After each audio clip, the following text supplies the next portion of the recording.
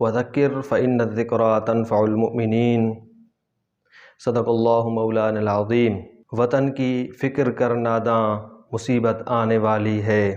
तेरी बर्बादियों के मशवरे हैं आसमानों में, ये खामोशी कहाँ तक लज़्ज़त फ़रियाद पैदा कर। ज़मीं पर तू हो और तेरे चर्चे हैं आसमानों में। तव्हांखे मालूमात आहे 2024 जी फरवरी में इलेक्शन आहे।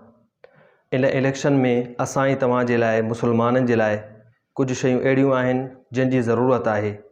हिन इलेक्शन में असां ई तव्हांखे कुझु उहे माण्हू नज़र ईंदा जेके असां ई तव्हांजे साम्हूं उम्मीदवार जे हिसाब सां साम्हूं ईंदा। जेको शख़्स पाण खे उम्मीदवार सम्झे थो उहो शख़्स ॿिनि शयुनि जी दावा करे थो। उहो सम्झे थो त जंहिं सीट ते मां इलेक्शन लड़ी रहियो आहियां मां इन जो अहल आहियां, ऐं ॿियो उहो इहो सम्झे थो त इन सीट ते मां कामयाब थी करे असेंबली जे फ्लोर ते पहुची करे ऐं मां आवाम जी भरपूर ख़िदमत कंदुसि।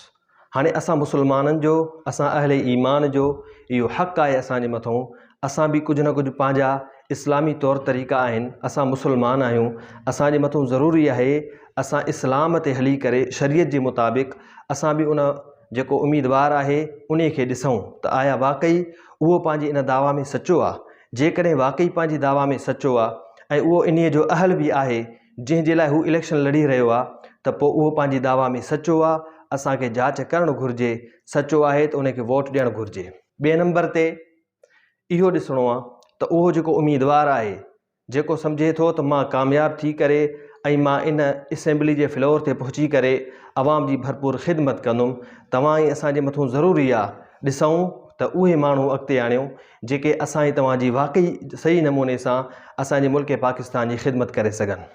तव्हांखे मालूमात आहे वोट जेको आहे, वोट जेको असां आवाम वोट ॾींदा आहियूं, इन वोट जूं शरीयत में कुझु हैसियतूं आहिनि। सभ खां पहिरियों वोट अमानत आहे। अमानत जेका आहे अल्लाह तबारक व तआला क़ुरान पाक जे अंदरि फरमायो आहे इन अल्लाह यअमुरुकुम अन तुअद्दुल अमानाति इला अहलिहा। अल्लाह तबारक व तआला तव्हांखे हुकुम फरमाए थो, अल्लाह तव्हांखे हुकुम फरमाए थो त अमानत जेका आहे उन पंहिंजे हक़दार ताईं पहुचायो। जेको अमानतदार तव्हां अमानत जेको रखे थो उहा अमानत सही नमूने सां उन अमानतदार ताईं पहुचायो। ॾिसूं त जेको माण्हू असांजे साम्हूं इलेक्शन में बीठो आहे, असां जंहिंखे वोट ॾियूं था इहो वोट अमानत आहे। आया वाक़ई जेकॾहिं असां पंहिंजी अमानत सही इस्तेमालु कई आहे त पोइ अल्लाह जो इहो हुकुम असां वाक़ई उन ते मञियो आहे, उन ते अमल कयो आहे। जेकॾहिं न त पोइ असां उन आयत ते अमल न कयो जो अल्लाह फरमायो इन अल्लाह यअमुरुकुम अन तुअद्दुल अमानाति इला अहलिहा। अमानत जेका आहे उन जे अहल ताईं पहुचायो, ना अहल खे कॾहिं बि अमानत न ॾिना कयो। वोट जी ॿी हैसियत, वोट जी पहिरें नंबर ते हैसियत आहे अमानत ऐं ॿिए नंबर ते वोट जी हैसियत आहे शहादत, गवाही ॾियणु। असां जंहिंखे वोट ॾियूं था उन जे लाइ असां शाहिदी ॾियूं था, उन जे लाइ असां गवाही ॾियूं था त हीउ इंसानु अची करे ऐं सचाई सां कमु कंदो। जेकॾहिं वाक़ई अहिड़े क़िस्म जो माण्हू आहे जंहिंजे मथां असां भरोसो ऐं यकीन सां चई सघूं था त हीउ सचो माण्हू आहे, असां शाहिदी ॾेई सघूं था। अल्लाह तबारक व तआला क़ुरान पाक जे अंदरि फरमायो कूनू क़व्वामीन लिल्लाहि शुहदा बिल क़िस्त। इंसाफ़ सां जेको आहे सो शाहिदी तव्हां ॾींदा कयो, ना इंसाफ़ी सां कॾहिं बि शाहिदी न ॾींदा कयो। अगरचे तव्हांजे पंहिंजे मथां शहादत छो न हुजे, पंहिंजे ख़िलाफ़ बि शाहिदी ॾियणी पवे। मुसलमान जो इहो हक़ आहे त पंहिंजे ख़िलाफ़ बि शाहिदी ॾिए ऐं चवे त मां हिन मसइले में ग़लति आहियां। असांजे मथां तव्हांजे मथां ज़रूरी आहे जेके असांजे साम्हूं उम्मीदवार साम्हूं अची बीहनि था उन्हनि खे असां ॾिसूं उन्हनि में सुठो केरु आहे, आया उन्हनि में दीनदार केरु आहे जेको अॻिते अची करे दीन जी बि ख़िदमत करे, असांजे वतन अज़ीज़ पाकिस्तान जी बि ख़िदमत करे, आवाम जी बि ख़िदमत करे। अहिड़े खे असां वोट ॾेई करे अॻिते पहुचायूं। इहा असांजी तव्हांजी ज़िम्मेदारी आहे त वोट हिकिड़ी शहादत आहे। असां शाहिदी ॾेई करे ॿुधायूं था त हीउ इंसानु सचो आहे जेको वञी करे मुल्क जी ऐं क़ौम जी ऐं मिलत जी ख़िदमत कंदो। ऐं वोट जी टी हैसियत आहे त शफ़ाअत, शफ़ाअत कयूं था असां सिफ़ारिश कयूं था।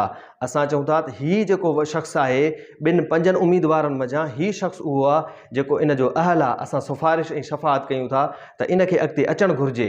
इहा सिफ़ारिश ऐं शफ़ाअत अहिड़े क़िस्म जी शइ आहे, अगरि को वाक़ई सही तरीक़े सां सिफ़ारिश ऐं शफ़ाअत करे थो त पोइ उनखे उनजे सिफ़ारिश जो अगरि सुहिणी सिफ़ारिश आहे, सुठी सिफ़ारिश आहे, उन जो उनखे सवाब ऐं अजुर मिले थो। जेकॾहिं बुरी सिफ़ारिश आहे त उनखे गुनाह जो हिसो मिले थो। अल्लाह तबारक व तआला क़ुरान पाक जे अंदरि फरमायो आहे, अल्लाह ताला फरमायो वमन यशफ़ा शफ़ाअतन हसनतन यकुल लहू नसीबुम मिनहा। वमन यशफ़ा शफ़ाअतन सय्यतन यकुल लहू किफ़्लुम मिन्हा। अल्लाह ताला फरमायो जेको इंसान, जेको मुसलमान, जेको भी माण्हू वमन यशफ़ा शफ़ाअतन हसनतन सोहणे क़िस्म जी शफ़ाअत करे थो यकुल लहू नसीबुम मिन्हा, उन में हिन जो बि हिस्सो आहे, हिन भलाई जे कम में तो हुन जी मदद कई आहे। ऐं फरमाई वमन यशफ़ा शफ़ाअतन सय्यतन यकुल लहू किफ़्लुम मिन्हा। ऐं जेकॾहिं कोई इंसान बुरे कम जे अंदरि उन सां बुराई जे अंदरि उन जी सिफ़ारिश करे थो, उन जी शफ़ाअत करे थो, त पोइ अगरि उहो अॻिते वधी करे बुरो कमु करे थो उन जे अंदरि उहो इंसान बि गुनहगार आहे जंहिं उन खे अॻिते आंदो आहे। असांजी तव्हांजे मथां ज़रूरी आहे असां ॾिसूं जंहिंखे असां वोट ॾेई पहुचायूं था, जेकॾहिं असांजे वोट सां उहो ताक़त में अची करे ऐं असेंबली में पहुतो, ताक़त में आयो, हाणे जेकॾहिं इहो माण्हू सुठा कम करे थो, दीन जी ख़िदमत वारा बिल पास कराए थो, इस्लाम वारा कम करे थो, त पोइ असां ऐं तव्हांखे बि इन जो सवाबु मिलंदो। अगरि इन जे मुक़ाबले में अहिड़े क़िस्म जो माण्हू आहे जेको अॻिते वञी करे दीन जे ख़िलाफ़ु कमु करे थो, अॻिते वञी करे मुल्क जे ख़िलाफ़ु कमु करे थो, त पोइ उहो बि त गद्दार आहे। लेकिन उन सां गॾोगॾु असां बि गद्दार आहियूं जो असां उन खे वोट ॾेई करे इन जाइ ते पहुचायो आहे।